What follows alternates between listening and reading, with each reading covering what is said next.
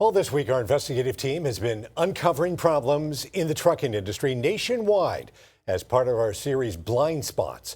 4 members of a Texas family died after they were rear-ended by a semi while sitting in traffic. The driver was hauling mail for the post office and faces charges.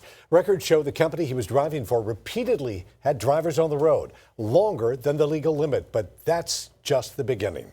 The trucking company was tied to others based here in Florida. And that's exactly why 10 Investigates Jennifer Titus hit the road to an apartment complex in Orlando to see how a company changed its name seemingly overnight.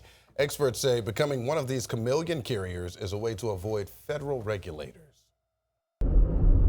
This part of our investigation led us on to I-4, to that apartment complex where no one answered the door. But we did find this business card from an FMCSA investigator looking for the same people we were. Have you ever seen the name Hope Trans LLC at all? No.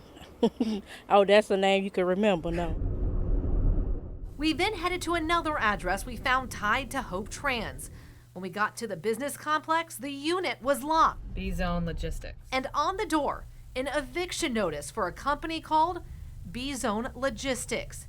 At the time of that crash in Texas, the owner of Hope Trans was listed as Aisha Magomedova.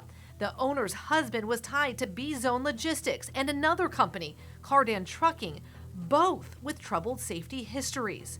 All of them had used the same Orlando address. That one was an absolute textbook case of, we'll call it a chameleon. A former driver snapped a photo of his company fuel card. The name on it? B-Zone Logistics. B-Zone, I was like, why? What is B-Zone? It was a red flag. Federal inspection records compiled by Blue Wire show a clear pattern of chameleon carrier activity.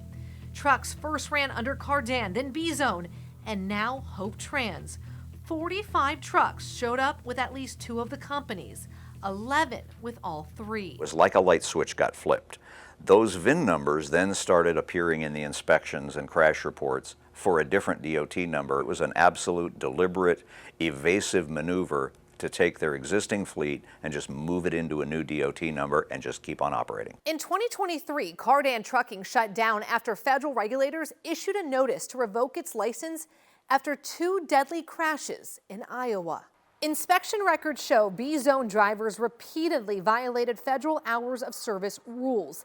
At the end of 2024, the company lost its insurance and could no longer legally operate. Hope Trans operated for more than 3 months after that crash. During that time, the company racked up dozens of violations all across the country. The FMCSA didn't immediately shut them down, even though they have a tool they could have used to do it. Watch the entire investigation, Blind Spots, streaming right now on the 10 Tampa Bay News app.